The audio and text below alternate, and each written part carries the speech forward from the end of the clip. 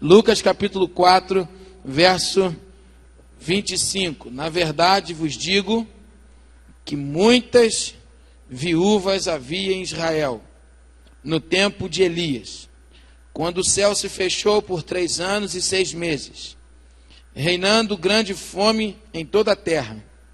E a nenhuma delas foi Elias enviado, senão a uma viúva de Sarepta, de Sidom.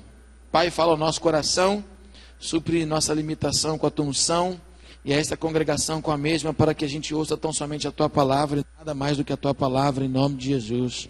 Amém. Melhor do que ter uma família é ser uma família. Nos dias de hoje, as famílias que têm notoriedade, sucesso, fama, estão proporcionalmente ligadas ao dinheiro, aquilo que elas têm. Geralmente a conta no banco, ao carro que usa. O que é uma família de sucesso? É uma família que tem muitas posses. Os programas de domingo na televisão, tirando o futebol, do canal, né, aberto, é incrível como é. Que programação horrível. Se você consegue assistir programa de domingo na televisão, tudo bem, mas gente, para ficar ruim, tem que melhorar muito. Porque não é brincadeira.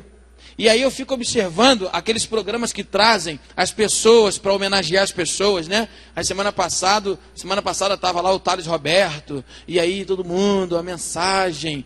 Engraçado que a gente só faz homenagem, só chega lá no palco as famílias que fizeram sucesso, que tem uma referência. E geralmente quem fez sucesso e é referência, entre aspas, no Brasil, são pessoas que têm alguma coisa. E em nome do paradigma do ter, muitos estão esquecendo de ser. Por isso que esse tema permeou o mês de maio a nossa vida. Melhor do que ter uma família é ser uma família. Como nós participamos de uma comunidade, nós fazemos parte de uma sociedade que a todo instante te estimula a ter, muitas vezes nós nos contentamos em ter uma família. E não vivemos o princípio do ser uma família. E como eu amo o Evangelho de Jesus Cristo, porque o Evangelho de Jesus Cristo, ele sempre parece andar na contramão do que o mundo propõe. É só você olhar para a encarnação do Cristo. O que Israel esperava? O Messias, o rei. E nasce um bebê num estábulo, simples, que precisa ser carregado, que precisa ser amamentado. Será que Jesus teve cólica? Febre? Não sei. Daí uma pergunta para os... Pastor André responde essa aí. Em tudo ele foi tentado. Humano. Como Deus gosta de confundir. O apóstolo Paulo diz que ele escolheu as coisas pequenas desta terra. As coisas loucas. Para confundir os sábios. Como Deus, ele sempre vai na contramão daquele que acha que é alguma coisa. A soberba precede a ruína. A soberba precede a queda. Quanta presunção, quantas pessoas que acham que são alguma coisa porque pensam que têm alguma coisa. Então, nesse contexto que nós vivemos hoje, fechando essa série de mensagens para a família do mês de maio, 2 por domingo, quartas-feiras, a semana, a Bíblia ficou pequenininha para a gente esse mês. Falar sobre família nesse tempo é complicado, e nós trouxemos assim algumas palavras. Deus falou ao seu coração, Deus ministrou ao seu coração, mas hoje eu queria... acreditando que Deus derramou isso no meu coração, compartilhar com você de uma família que ela é relevante, que ela é significativa, uma família que foi extremamente usada por Deus, e é uma família em que Jesus no Novo Testamento faz uma denúncia, porque Jesus gostava de denunciar, às vezes bem claro, às vezes com alguns sinais, com alguns símbolos, com algumas orações, com umas palavras entre linhas, como citações como essa. Jesus está na sinagoga, Jesus lê capítulo 61 de Isaías, e ele me sai com essa agora. O povo não crê, ele diz que o profeta não tem honra na sua casa. As pessoas vão tentar apedrejá-lo, ou matá-lo, melhor dizendo. E lá em cima, no monte, ele passa no meio deles. Como? Só imaginando o ato sobrenatural de Deus. Ele se livra. E ele deixa essa frase: e nenhuma daquelas viúvas do povo de Israel foi usada, mas das terras de Sidom. E a viúva de Sarepta, eu lendo o Evangelho de Lucas, fui estudar sobre essa viúva, sobre essa família, e eu encontrei algumas coisas muito interessantes. E esse é o texto que abre o sermão, mas o pano de fundo, o corte teológico desse texto está em 1 Reis, capítulo 17, verso 8 e 24. Li Lucas para remir o tempo. O povo de Deus agora está sob o governo de Acabe. O tempo de paz e de bondade do governo de Asa termina. Acabe chega, pior rei de Israel, porque estava casado com Jezabel. Essa mulher que trouxe tantos problemas para a nação. E o pior deles foi a idolatria. Agora o povo de Deus começa a cultuar Baal. A Baal-idolatria está imperando. E no capítulo 17, sem uma história genealógica, sem uma referência de família, aparece alguém falando com o rei. Elias, o profeta de Tisbé, o Tesbita. Elias simplesmente aparece em 1 Reis. Como isso é extraordinário! Não há um registro profético, não há uma história genealógica. Nós temos muito poucas informações até esse momento sobre Elias. Para frente a Bíblia fala muito de Elias, uma pessoa extremamente relevante. Ele vai chegar para Acabe, vai diante do rei, alguém que chega do nada, não tem uma história, não tem uma citação, não tem uma genealogia, mas ele aparece falando com o rei. E o verso 1 do capítulo 17 diz, de 1 Reis: então Elias, o tesbita, dos moradores de Gileade, disse a Acabe: tão certo como vive o Senhor, Deus de Israel, perante cuja face estou, nem orvalho nem chuva haverá nesses anos, segundo a minha palavra. E então começa uma grande seca, a vida fica difícil, e Deus pega Elias e leva para a torrente de Querite, fronteira ao Jordão, e guarda o servo de Deus ali. E ele vai experimentar algo tremendo da parte de Deus, ele vai ser sustentado. Havia uma grande seca, então ele bebia a água daquela torrente, e os corvos lhe traziam comida. É muito interessante a profundidade do que esse texto pode enriquecer a nossa vida. Há alguns autores, como Flávio Josefo mesmo, que acredita que não eram corvos, eram beduínos, que traziam comida, era muito comum, não importa. Deus sustentou Elias. Eu acredito que foi como a Bíblia está dizendo. Sobrenaturalmente, os corvos chegavam lá e deixavam o pão. E quando a coisa parecia não piorar, porque tem situações na nossa vida que, bem, graças a Deus agora eu sei que não piora. Piorou. A água acabou. E Deus então diz assim para Elias: dispõe-te e vai para Sarepta, que pertence a Sidom, e demora-te ali, onde ordenei a uma mulher viúva que te dê comida. Nós trouxemos muitas palavras aqui de encorajamento à sua família, palavras de fé para a sua família, mas essa noite é uma palavra de desafio para a sua família. No final eu quero desafiar a sua família. No final desse mês eu me sinto desafiado por Deus a sua família, e a minha família, a servir. Como cantamos aqui nessa noite, Deus nos chamou para servir.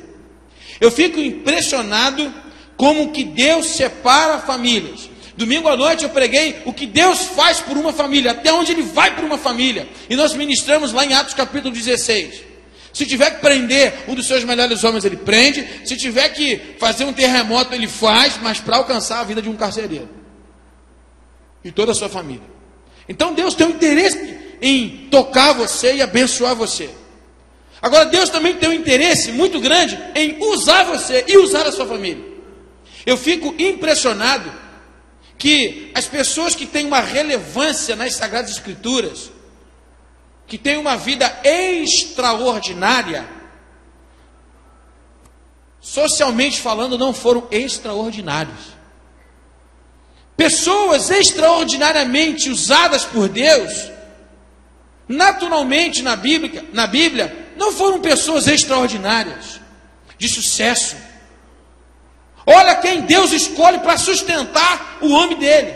Olha para quem Deus escolhe para preservar o projeto dele.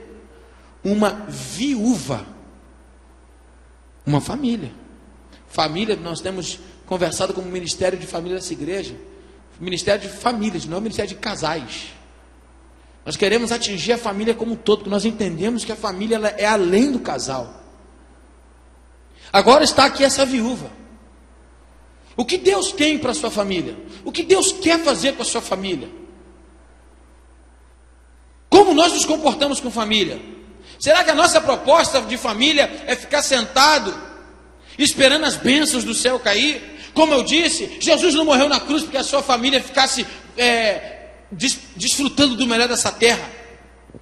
Jesus morreu numa cruz para que a sua família fosse salva. Jesus morreu numa cruz para que o pecado que destrói a mim e a nossa família pudesse ser destruído pela morte de Jesus. Jesus morre na cruz para que um dia a morte também morresse. Um dia a morte morreu na cruz do Calvário. Jesus morreu numa cruz para que ao terceiro dia ele pudesse ressuscitar. E para que eu e você pudéssemos ressuscitar. E aquele pior problema do ser humano fosse vencido: a morte. Então, morrer faz parte. Agora, morrer para o crente é uma experiência dolorosa, uma experiência traumática, mas que não deve nos apavorar, porque nós sabemos em quem temos crido. Agora, Jesus também tem um outro projeto para a sua família, para que a sua família esteja a serviço dos seus propósitos. Qual o propósito de Deus para a sua família? Perguntamos há 2 domingos atrás. Olha o que Deus faz com essa família. Deus separa Elias. Ah, pastor, então você está dizendo que o propósito de uma família é cuidar do pastor? Não. Se tu já ouviu o pregador, pastor aqui usando esse texto aqui, usou com má intenção. Deus está usando a viúva. Esta família não era para abençoar Elias, não era para dar o primeiro pedaço do bolo para ele, porque na ordem da prioridade o sacerdote, eita, quem já ouviu isso? Graças a Deus, poucas pessoas. Deus está interessado no projeto dele. Deus tinha um projeto, ele tinha um ministério para realizar em Israel. Ele estava preparando a nação para receber o filho dele. Deus queria destituir Acabe. Deus queria acabar com o principado de Jezabel. Havia um montante de injustiça. O povo tinha virado as costas para ele. E agora ele tinha iniciado com Elias um tempo de retomar o seu povo ao lugar da palavra de Deus, a Torá. E agora ele vai usar Elias. E ninguém vai impedir os propósitos de Deus. E ele não trabalha sozinho. Que coisa bonita isso na Bíblia. Deus podia fazer e pode fazer tudo sozinho. Primeiro que o mundo foi assim. O mundo, depois que ele criou, Adão, cuida disso aqui para mim. Adão, cuida de Eva aqui para mim. Ele compartilha. Deus tem um projeto para a sua família. E eu queria perguntar para você, que tipo de projeto a sua família está engajada? Qual é o engajamento da sua família? Você como pai, como mãe, como filho, como filha. Você como solteira, você como viúva, como viúvo. Como casal, como filhos. Essa mulher é convidada por Deus a cumprir com os propósitos de Deus para a sua geração. E eu fico muito interessante, porque eu gosto de olhar para a Bíblia sempre a partir da denúncia. A comparação da viúva de Sarepta com Jezabel é incrível. Jezabel rica, mas má. A viúva de Sarepta pobre, mas generosa. Que coisa incrível o relato bíblico. Pastor, mas o senhor não conhece a minha família, o senhor não sabe, nós somos muito limitados. Nós não tem condições. Na casa dela não tinha azeite na botija, na casa dela não tinha farinha na panela. Essa mulher estava pensando em suicídio e em assassinato. Olha o clima como estava. Não, porque para você servir a Deus, você precisa, e tal, e aquilo, e aquilo. Querido, quando Deus escolhe alguém, Ele escolhe e usa. Nessa casa, faltava tudo. Essa mulher estava pensando em tirar a vida e a vida do filho. Se eu tiro a vida do meu filho, eu sou o quê? Assassino. Ambiente de suicídio, ambiente de assassinato, dor, depressão profunda, uma dor. Ela olhava para aquilo, ela não era má, é o desespero. Isso acontece com o ser humano e com o crente, que nós somos seres humanos. Chegamos a momentos difíceis na nossa vida que a gente nunca imaginou reagir como nós reagiremos, mas aconteceu. E é esse tipo de gente que Deus quer usar. E é esse tipo de pessoas que Deus quer usar. Pastor, eu vou ser usado por Deus, mas olha o que eu fiz, olha o que eu tentei, olha como está a minha situação, eu não tenho condições de, eu não posso fazer. Deus escolheu uma viúva que não tinha azeite, não tinha farinha, que estava num clima horrível dentro de casa, para usar, para cumprir com os propósitos dele no reino de Israel. No mês da família, eu quero dizer uma coisa para você: bote a sua família a serviço do reino. Ah, mas pastor, deixa eu só esperar dar uma melhorada. Se esperar, vai perder a oportunidade. E sabe por que eu digo que vai perder a oportunidade? Porque Jesus disse que as viúvas de Israel perderam a oportunidade de receber Elias. Eu abri esse texto lendo, porque Sarepta ficava nas terras do pai de Jezabel. Como Elias era um homem de Deus, como Elias é um cara que a gente tem que imitar. Foram 160 quilômetros caminhando do Jordão a Sarepta. Senhor, não vai chover por 3 anos. O Senhor mandou dizer isso. Certo, certo. Ainda tem um tempão para não chover. A água aqui já acabou. O Senhor quer que eu caminhe 160 quilômetros para ser sustentado por uma viúva? Nesse tempo de seca? Meu filho, se eu falei, vai. Só tem uma maneira da gente colocar a nossa família à disposição de Deus: é usando a nossa fé. Só que a igreja evangélica brasileira, ela foi ensinada no Brasil, ou é ensinada pela televisão, de que nós temos que usar a nossa fé em benefício próprio. Então eu creio para receber algo para mim, eu nunca creio para fazer algo para o outro. Pastor, minha família não tem condição. Dessa viúva também não tinha. Pastor, eu sou uma pessoa muito simples. Essa viúva também. Pastor, eu não sei nem falar direito. A Moisés também não. Bota a sua família a serviço. É muito gostoso vir aqui domingo. Eu fiquei impressionado com a frequência da igreja hoje de manhã. Eu saí daqui e falei, gente, domingo, culto 9 horas da manhã. Quando deu 9h50, o povo chegou, estava cheio. Mas o povo veio. É muito cedo, 9 horas. Aí 9h10, 9h15, 9h30. Eu fiquei impactado. Como é bom ter esse auditório, pessoas na galeria. Legal. Eu fico feliz, porque quando está vazio eu fico triste. Eu falei, eita, o que está acontecendo? A gente não é hipócrita. Irmãos, mas isso aqui não é o fim da vida cristã, não. Isso aqui é o meio. Isso aqui é o momento de você renovar suas forças, de você aprender, de você servir alguém aqui, com seu dom. Se você é professor, mestre, você vai tocar. Mas a vida acontece lá fora. As pessoas estão morrendo lá fora.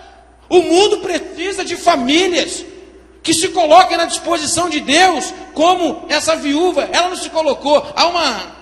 Há um estudo que precisa ser feito com mais dedicação aqui, e eu não fiz talvez o exercício completo, porque o verso 9 de 1 Reis diz: dispõe-te, vai a Sarepta, que pertence a Sidom, demora-te ali, onde ordenei a uma mulher viúva. Deus ordena a essa mulher, mas a impressão que eu tenho é que ela não sabia disso, porque era uma surpresa a todo tempo.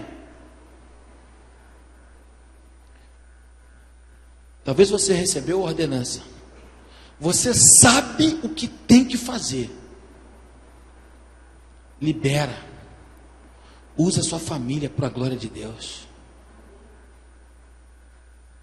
Que projeto de vida falido é o projeto do ser humano que só pensa nele, que só pensa na família. Melhor do que ter uma família é ser uma família missionária. É ser uma família aonde os outros podem buscar ajuda. É ser uma família aonde ser abençoado não é ter um depósito de bênçãos. É ser uma família aonde no depósito de bênçãos existe uma fila do lado de fora. Isso é ser abençoado. Isso é ser uma família abençoada. É ser uma família missionária. É ser uma família onde o poder de Deus é exalado a todo momento. Aonde as pessoas, na simplicidade da sua vida, uma viúva em Sarepta, no meio do caos, ela viu o poder de Deus se manifestar dentro da casa dela, porque simplesmente ela foi escolhida pelo Senhor. Ah, pastor, mas isso aí é para as famílias escolhidas. Ele escolheu a viúva de Sarepta, mas ele não escolheu não. Ah, irmão. Portanto, ide, fazei discípulos. Mateus 28, 19 e 20, irmãos. Vamos lá, todos juntos. 1, 2, 3, e portanto, ide.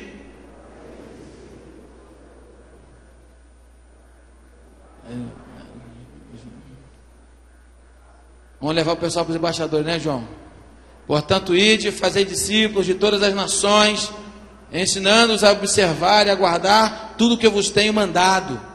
Portanto, ide e fazei discípulos de todas as nações, ensinando, batizando. Isso é um chamado, é uma vocação para quem? Cri.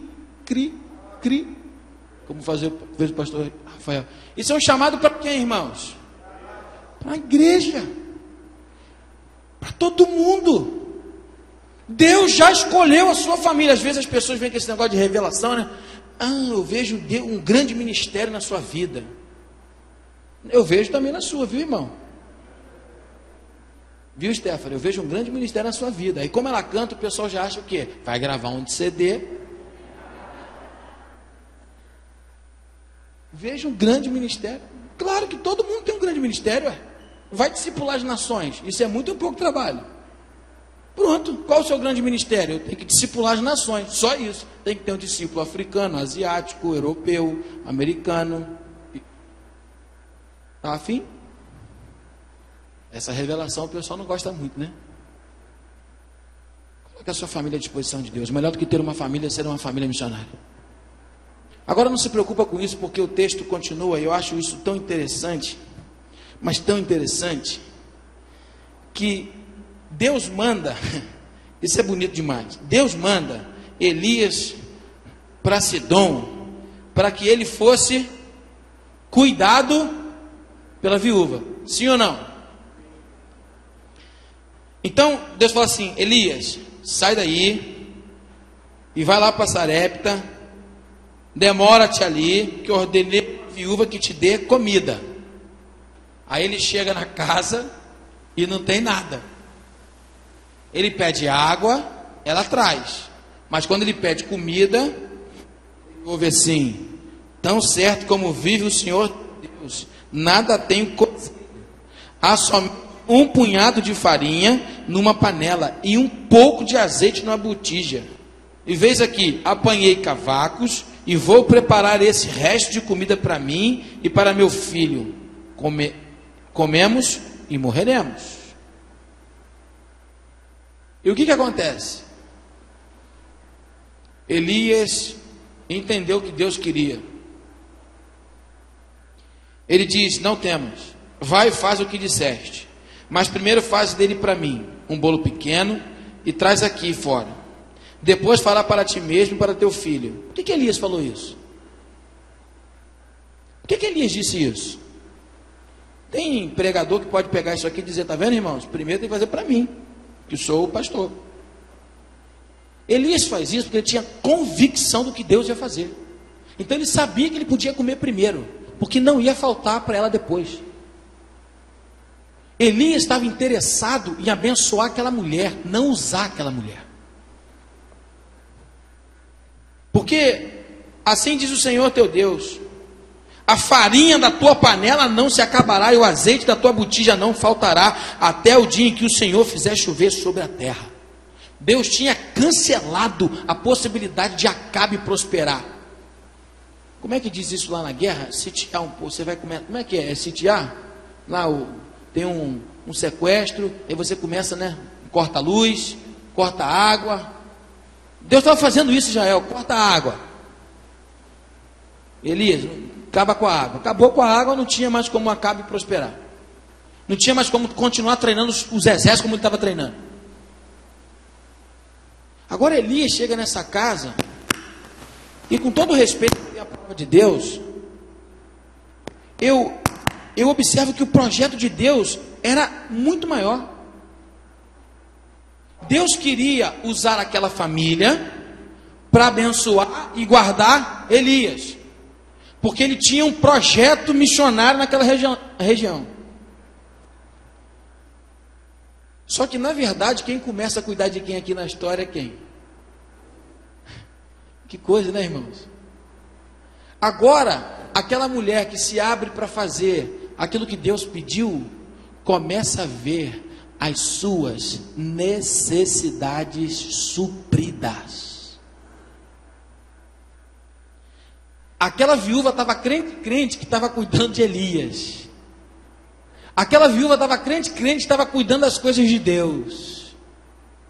Mas enquanto a gente cuida das coisas de Deus, Deus cuida das nossas coisas.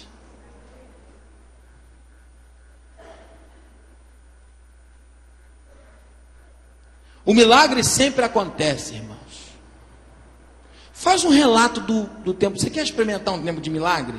Você quer? Você quer viver um tempo de milagre? Você quer ver os milagres de Deus? O povo evangélico brasileiro gosta dos sinais, né? Os sinais, agora chegou a nossa vez, nós vamos ver os sinais. Não, porque Jesus prometeu que nós faríamos as mesmas obras e maiores. Aí o povo quer, mas ninguém quer ir para a cruz. Ele também foi para a cruz. Essa obra igual a ele não quer fazer, não. Eu creio em milagres, irmãos. Agora, faz uma história, faz um estudo sobre em que momentos aconteceram os milagres. Sabe quando o milagre da provisão de ver o azeite na botija se multiplicar acontece? Geralmente é quando nós estamos em serviço e atendendo aos propósitos de Deus. Porque Deus não faz milagre para deixar o povinho feliz, para manifestar o seu carinho especial por alguém muito fiel. Deus faz um milagre na vida de alguém que está a serviço do reino. Sai para a rua para orar aquelas pessoas que têm problemas espirituais, se você não vai ver o poder de Deus se manifestando na sua mão, expulsando os demônios.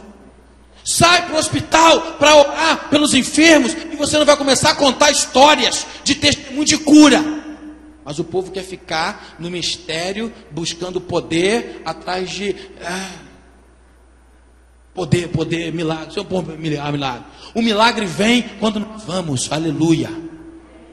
O milagre vem quando eu vou. Se você está preocupado, se a sua família é muito assim, a sua família é muito assado, eu não posso, eu sou pobre, eu sou iletrado, querido, vai, porque o que te é necessário não vai faltar. E não tem nada a ver comigo ou com você, tem a ver com o reino dele. com todo o respeito que eu vou dizer aqui a você, Deus não é doido de mandar você fazer alguma coisa e não respaldar até o final o que Ele mandou você fazer. Você pode até ver a água acabar, você pode até ver o corvo voando, você pode até chegar ao nível de ter que ser sustentado numa casa onde não tem nada, mas se você obedecer e colocar sua família a serviço do Rei Jesus, da farinha, da panela não vai faltar farinha, na botija não vai faltar azeite. Coloque a sua família a serviço do reino. E se a provisão que você precisa não chegou, ela vai chegar. Quando foi que Jesus curou a sogra de Pedro? Que milagre abençoado, irmãos. Jesus curou a sogra do homem. Ela estava quase indo, Jesus chega e cura. Você quer que a sua sogra seja curada? Amém? Você tem que ir na casa dela visitar. Vou trocar? Você tem que ir na casa dela visitar. Você tem que ir lá visitar ela. Você quer andar sobre as águas? Quando é que foi que Jesus andou sobre as águas? É em missão. Quando foi que Jesus ressuscitou a filha da viúva de Naim, o filho da viúva de Naim? Quando ele estava em missão, quando ele estava fazendo algo para o reino, quando ele estava a serviço do reino. Os milagres vêm, os milagres chegam, os milagres acontecem, a provisão de Deus vem, porque Deus vai sustentar o seu projeto. Bastam famílias dispostas a realizar a sua vontade. Obrigado. Não faltou e não vai faltar. A obra de Deus, feita da vontade de Deus, nunca vai ficar sem os recursos de Deus. Por isso que aqui que eu não sei quem é que dá o dízimo, eu não sei quem tem dízimo alto, quanto que dá. Fico preocupado se quem sustenta essa obra é Jesus. E eu tenho certeza que não vai faltar dinheiro para Cristolândia. Eu tenho certeza que não vai faltar recurso para a gente investir aqui no Morro do Dendê, na Sapucaia, porque esta obra é de Deus. Não vai faltar. Não vai faltar. A gente ora, a gente fica preocupado. Eu recebi uma visita no gabinete essa semana de um líder da igreja. Pastor, fica tranquilo. É isso. E a gente conversou. Eu falei, amém. Aí cantamos lá, acalma o teu coração. Creia, meu irmão. Creia. Sabe qual é a denúncia do texto? De Lucas. O que nós lemos em Lucas, irmãos? Aí é onde eu fico preocupado e triste. É que Jesus lá em Lucas disse que as viúvas de Israel não tiveram a oportunidade de receber Elias. O que isso significa? Que se as famílias do povo de Deus não se abrirem para os propósitos dele, ele usa até as famílias de Sidom. E aí a gente perde literalmente a bênção. Que bênção? De ser uma bênção na vida de alguém. Queria pedir para o Mauricinho estar aqui ao piano. Eu queria terminar o mês da...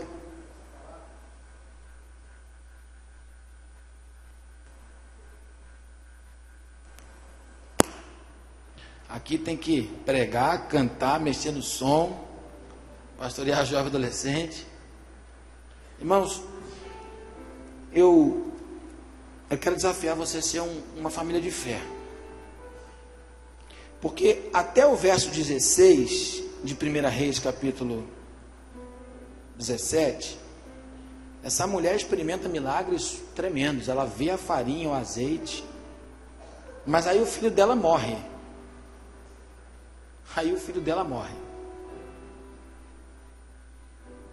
Estava indo tudo muito bem. Eu agora estou servindo a Deus. A provisão para o serviço veio. Mas aí morreu o filho. E na morte do filho, ela revela algo tão interessante, que é muito pós-moderno, que tem muito a ver com a igreja hoje. Elias vai lá e deita sobre o menino ressuscita, o menino levanta, e depois que o menino ressuscita, o verso 24 diz assim: então, a mulher que Deus tinha chamado, a mulher que a Bíblia diz que Deus direcionou, ele diz para Elias: eu ordenei a uma viúva. O verso 24 diz assim: então a mulher disse a Elias: nisto conheço agora. Nisto conheço agora que tu és homem de Deus. Só agora. Quando o azeite foi multiplicado, quando a farinha foi multiplicada, eu ainda estou na dúvida. Eu não vou precisar mais me matar. O meu filho está liberto. E só depois que o filho morre, que precisa ser trazido de volta à vida, aí ela vai dizer: só agora que eu acredito que tu és homem de Deus e que a palavra do Senhor na tua boca é verdade. Que coisa, irmãos. Eu não gosto de terminar a mensagem com uma pergunta, porque isso não se faz, né? Mas como eu não sou guiado pela homilética, eu vou fazer. Irmão, quero perguntar uma coisa para a sua família. Quem é que vai precisar morrer na tua casa para você entender que a palavra de Deus na boca de Jesus é verdade? Você experimentou da provisão, você tem uma história de gratidão, mas às vezes só depois de uma tragédia que a gente consegue olhar e crer que a palavra de Deus é verdade. Meu Deus, meu Deus, quem é que vai precisar morrer na minha, na sua casa? Será que Deus vai ter que matar os seus sonhos? Será que Deus vai precisar tirar isso para você entender e crer? Pô, pastor, que mensagem para terminar uma semana no mês da família. Eu falei: que o mês inteiro você ouviu aqui muita coisa boa. Eu quero desafiar você. Nós somos uma família cristã. A Ilha do Governador é um campo missionário, e Deus deseja usar famílias. Deus podia pegar o corvo e mandar o corvo lá até que voltasse a chover, mas Ele compartilha da sua vontade com o ser humano. Ele diz assim: agora acabou o tempo do sobrenatural, agora o sobrenatural vai ser natural. Você vai usar, eu vou usar uma viúva. Essa mulher teve experiências profundas, mas precisou ver a ressurreição do filho. Como Deus fez lá, amém, mas será que vai fazer na nossa vida?